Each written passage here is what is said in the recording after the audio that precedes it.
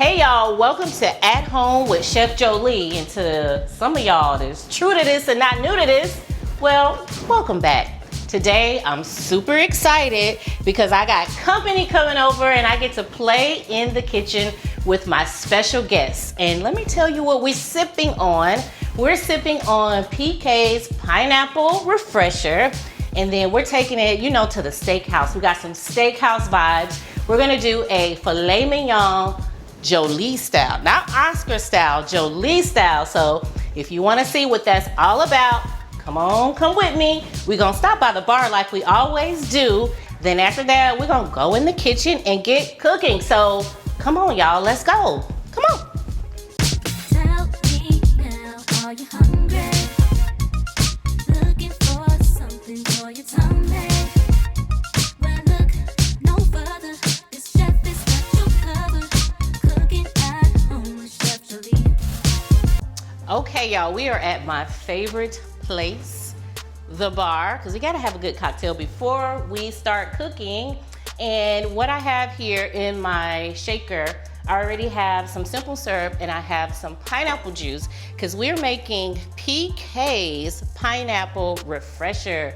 So my guest, y'all, her name is Porsha Kimble, and she has built this amazing home baking business, but she's taking it to another level. Let me tell you why. But before I do that, I gotta put 2.5 ounces of tequila into my shaker. So Porsha had a background in sales just like me, because you know, if you got a business and you don't know how to sell, then what you got? You can have the best cakes in the world, best food in the world, but if don't nobody know about it, then So now that Porsha Kimble has grown this amazing business, now she's going all over the world, y'all. She's globe-trotting, teaching other home bakers how to price their cakes, decorate their cakes, sell their cakes, and just become all around amazing business people. So, and this is one of her products. This is her pineapple elixir. It's a flavoring, and I thought that it was gonna go perfect in our cocktail today. Porsha and I went out to lunch about a month ago, and we went to Papados. If you have a Papados in your area, then you already know how good the food is, but the drinks are good too. And this drink is reminiscent of the pineapple refresher that we had there. So I thought for a little bit of, you know, nostalgia, that I would have this drink in honor of our first lunch out. So I have the tequila in there, just a little squeeze of lemon juice, simple syrup, I told you that, pineapple juice, and I'm gonna put some ice in here.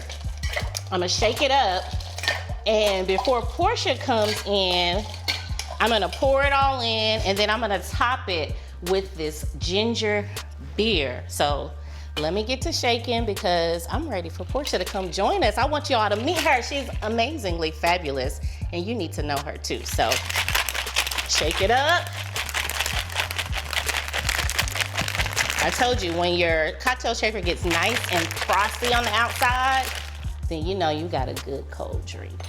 So I'm gonna pour it, and I'm gonna save some space at the top to top it off with our ginger beer. And then Porsha's gonna come and join us. So before I top it and pop this bottle, I wanna welcome in Porsha Kimble to come and have a cocktail with me and come and cook with me. So Porsha, come on in, girl. Hi. Thank you for having me. You're I so appreciate welcome. it. Welcome. Thank you. Are you ready? Yes. And y'all, we did not plan our wardrobe. No, we didn't. And look at us. look how cute we look. All right. You have to tell me what you think. It may be a little bit strong. I'm okay with that. You okay with I'm that? okay with that. That's right, because I remember our lunch. We may have had a couple. Yes, we did. Come on in here. Come on, come on, come on. Okay, here's your straw. Thank you.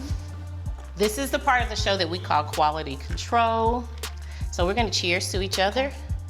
Cheers. Cheers to y'all people out there. It's good. It's strong and it's good, but it's not too strong. It's perfect. Is it perfect? It is perfect. You know what? This pineapple elixir kind of takes that pineapple over to the next level. Thank you. I love it. It's very citrusy. It goes great in drinks. It goes great in your desserts, your baked goods, smoothies, anything that you want to put it in. It's fantastic. And y'all know I'm not gonna be baking, so I'm gonna put it into a cocktail and make it do what it do. So speaking of making it do what it do, it's time for us to make our filet mignon Jolie style, because Porsha told me that she loves steak. So I try to, you know, make my guests feel at home when they come over. I'm excited. You ready to Yes, cook? I am ready to cook. Okay, so we're gonna take our cocktails and we're gonna go over and make this steak. So y'all come with us. Come on, let's go. Okay, I really don't know why all this stuff is over here by me, because I'm not cooking. Okay. You're cooking, Okay. okay? So what we have here, we have our filet mignon. It's so important when you cook steak to let it come out of the refrigerator and come to room temperature. Okay. Before you start to cook it. So this has been sitting out. I have some vegetable oil seasoned with a dab of Duya, and we have our cast iron that's nice and warm. I'm gonna add some vegetable oil, about that much, and here you go. So you're gonna take these and put them this side down. This side down? Yes, So I have to 'cause flip it over. Yep. Okay. There you go. I'm scared. And so we have, you see the little kitchen twine that we have on there? Yes. So I'm gonna add a little bit of oil to this side. We need to sear it on this side for about a minute, minute and a half. That kitchen twine I have on there is to hold the filet mignon together, because sometimes when your butcher will cut the filet mignon, it doesn't all hold together. So if we don't hold it together when we're preparing it, once we finish the cooking process, and it may be on lean, right? And we don't want it on lean because the presentation is important. I've never put cooking oil, like vegetable oil, on top of my steak and then added seasoning. So this is new, Really? because I've never done that before, never seen it. So press down just a little bit. You don't want to press too much because we don't want to let the juices come out. Okay. But when you press, it's letting the whole surface of your steak hit that pan to help with the sear. So that's what we're doing. So how do you like your steaks? I like my steaks medium rare, but I feel like when I ask for it at the restaurant, sometimes it comes out too rare or it's overcooked. So I just say medium well to be on the safe side. But I'm from West Texas. I like my steaks bloody. I like to cut them, just slap it on each side for a couple seconds, cut the horns off. Let's check that one and let's Am I pressing it or flipping it? We're gonna just take a peek and see what it's looking like. How's it look? I can't see. A little bit more. Get some of that oil over there. Okay. And then just press just a little bit. Just a little bit. Let's check that one. Okay. Let's turn that one. Let's flip it. So normally I'll say just touch it and don't look at it when you're searing. Okay. I take a peek. Okay? Because I want it to be pretty. So I'm looking. Okay? I feel like I burned that. No, it's gonna be good. Wait till we finish it in the oven. So we have our oven at 375 degrees. So once we get a nice crust on both sides, let's flip that one. This one. Once we get a nice crust on both sides, we're gonna finish it in the oven, and we're gonna go in the oven for about 6 minutes, right? And then I'm gonna flip it over in the oven, and I'm gonna put some of this butter. I have some unsalted butter with a dab of Duya in it. It's just gonna kick up the flavor. And then, remember I told y'all we're gonna do it Jolie style, not Oscar style. Oscar style is just when you have lump crab, like we have here, and then you put some asparagus as well. Asparagus down first, the lump crab, and then you top it with a béarnaise, but I got my own sauce. So that's why we're saying it's Jolie style. So at this point, it's time for it to go. So it's time for it to go in the oven. We're ready for it to go. I have a question for people who aren't avid cookers, I guess. How do you know when your steak is ready? Because some people say don't cut it open. You don't want the juices to come out. Okay, that's what it is. Okay. This is your friend. So let's check our temperature now. So if we were gonna do medium, you'd want to stop cooking it at about 139 degrees because it's gonna carry over cooking. That probably happens in baking too, right? Like if you pull something out. But I feel like in baking you can kind of look at it and you kind of know, you can touch it. And with steak you can't really put your finger on it, see if the cake bounces up, see if it's fluffy. Some people are able to just touch and be able to tell, but I I trust the thermometer. Obviously, yes. Okay. Okay, so let's pop these in the oven, Okay. and then when we come back, because I want to talk about some of the stuff you got going on. You got some good stuff going on, and I want everybody to know. So we're going to the oven, and then we're going to come back with the crab, with the sauce, and we're going to get all up in her business, okay? Get up in it, girl. All right. Okay, we're back, and we got all the elements of the food. So Porsha, Yes. you're gonna do the plating. Okay. So I'll cut the twine off of the filet mignon. So it's resting. Remember did we talk about it resting? No. Okay, so you wanted this about medium or so, right? So medium is about 140 degrees or so. So I took it out at about 137, 138. And then before we cut it, toss that over there, we are just letting it rest. Okay. Right there. That's so that all the juices don't just come out and dry out your steak. I didn't. Okay, so my mouth always starts watering when it's time to eat the food. It's so crazy. Okay, so I have this napkin here because you're gonna take these tongs. Okay. And you're gonna grab your steak and blot it here so we blot off some of that excess. Okay. Do I flip it over and blow Nope. it? Okay. Just the top, and then you're gonna right there. So while we're doing this, I want to hear about brown sugar cake retreat, brown sugar cookie retreat. So the brown sugar retreats are for any baker at any level. They're for baking enthusiasts, treat making, cake making. Basically, I just felt like anytime I went to a cake show, kind of felt like I was by myself. I just didn't see anybody else who looked like me. And right now with, diversity and things like that, I thought, God, if I feel this way, other people probably feel the exact same way. So for sure. I thought, I couldn't get into certain shows. I wasn't invited. And then when I did apply, I was always denied. And I felt like my talent was just as good as other people. So I just said, if I can't be invited to the table, I'll build more tables. And so I did. And so now this is the first year we have a cookie retreat. And I'm really excited about it because there isn't a lot of diversity shown in that arena of treat making and cookie making. The cake retreat's been around for almost a decade, and so I'm excited to have both and make people feel comfortable and secure to be somewhere to learn and have a good time. Eating and dancing is a big part of, who I am and how I grew up with my family. So those elements are implemented. So you're always gonna have a good time. We have a DJ, we're gonna have drinks, we're gonna have good food. Ooh. And you get to learn all at the same time. So even if I don't bake, can I come? You can still come. So anybody that is interested, do they have to have a business? They do not have to have a business. Even if it's just something as a hobby or maybe something you want to do with your kid, you can totally attend. And again, it's not a professional thing. It can be at any level. Even if you're just, baking cupcakes or just some cookies, but maybe you want to ask about business or certain things you want to learn. This place, you can get it all under one roof in the same room at one price, and you're there all weekend. It's like a family reunion. And you said food and drinks? Yes. And a DJ? Yes. And dancing? Yes. Where do I sign up? Because those are all the things that I love to do. Right. And yeah, of course, it is www.brownsugarretreats.com, and all the information is there.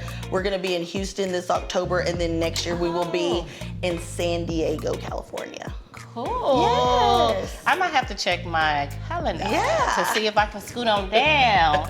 So what I did while you were telling us about the brown sugar cake and cookie retreat, I went ahead and put my crab on top. So we have a little sauce here. Like I said, the traditional Oscar style, this is Jolie style. The Oscar style is a hollandaise. But hollandaise can be tricky with the egg yolk and it'll break and all of that stuff. So I just did a little lemony, there go that mouth watering, lemony, buttery, citrusy, garlicky kind of sauce. Yes. So let's add a little extra touch of lemon zest. We can move this out of the way. You want me to take this? Yep. And then you're just gonna zest a little bit of lemon inside there. And then just turn it on the back and just tap it. Do we need more? Just a little teeny bit more. And that's just gonna intensify that lemon flavor, kind of like how your elixirs Yes. bring up the flavor. The lemon zest, even though I have lemon juice in there, that zest is gonna take it to another level. Okay. So now we're gonna go on top. Am I drizzling? You're gonna go. Is this too much? You're creative. I just want to. Yeah, decorate it. Yes. And kind of go around the sides, and let's have a little, you know, a little razzle dazzle. Oh, okay. I love go. sauce. There you go. You can't ever have enough sauce. I don't care what anybody says. It's saucy. And there's butter in here. You can't have enough. Can't have enough butter. No, you can't. Or garlic. Okay, I'm gonna stop. I'm going crazy. At this point, we're sauced up. Yes. Too much sauce. I'm sorry. So now we're gonna garnish with the microgreens. Okay. Do I put them somewhere? Is this too much? You can put it on top. You can let them kind of cascade down the side. Okay. I feel I don't want to do too much. There we because go. I did too much already. So. No, that's Yay. okay. That's it. That is. I did some russet garlic mashed potatoes underneath. The description, in the description will be the recipe for the sauce. So now, here comes the moment of truth, Porsha. I get to eat it? We gotta cut into this steak. And we gotta make sure that it is To my liking. to your liking. Okay. If not, guess what? You staying after school and we do it over. I'm still gonna eat it. So I got us 2 steak knives and 2 forks so we can attack it, so to speak, from both sides here. It smells really good. I know you can't smell it, but it smells amazing. At what point are we gonna be able to smell food through the TV and through the phone? It's coming. It's So coming? Scratch and sniff. Scratch and snip. Okay, there's your knife, there's your fork. I'll let you go first, since you're my guest. I'm gonna cut this little piece, this little corner here. Okay, I'll hold it for you. Oh. It's pink, still inside. It is. Do I take a bite now or Yeah, later? go right ahead, and I'm gonna get a bite. Okay, I've gotta get some sauce on here. It's tender. That's good. Especially that lemon. The lemon does it, right? Everything you have together, Comes together really good. I think a lot of times, like, when you go. cook at home, you put everything separate, but it's nice to have it all compiled together. I think Yep. that's like a restaurant style situation, but this is really good, especially the crab, so. Oh, delicious. I'm just gonna take this to go. I have a long drive. So I'm just gonna take it. Wrap I'm it up. surprised at myself, y'all. Because after a big steak eater, That's so sad. I'm all about the crab and the seafood and the chicken. That's sad. But you can get it all right here. It's all right here. Go. Such an easy recipe. Very. Everything is down in the description. And where can everybody follow you? Because I love following you on Instagram. I have my good and bad days. But that's part of it. I am at Porsha, Porsha.Kimble, Kimble. So go follow Porsha. Read all about the brown sugar cake and the brown sugar cookie retreat. It's going to be in Houston in October. Next year it's going to be in San Diego, yes. right? So follow Porsha, and then, you know, I think I'm going to be with you in November, right? Yes, you are. That's I'm right. excited. So Yay. you have something coming up in November with Lauren flavoring. I have my own flavoring line, as you mentioned before. Yep. We are collaborating for a holiday event that you will be at, I hope. I will. Talking about work-life balance, baking, cooking, and all things that you can add flavor to. Yep, so make sure and follow Porsha. Follow me. Yes. Remember to subscribe to my channel. Turn on your notifications, because you never know who's going to be in the kitchen with me, shaking up these cocktails and eating and getting all into their business and all that good stuff. So thank y'all so much for being at home with me, Chef Jolie and Porsha. Yes, and we'll see you next time. Bye. Cheers. Yes, cheers. Tell me now, are you hungry?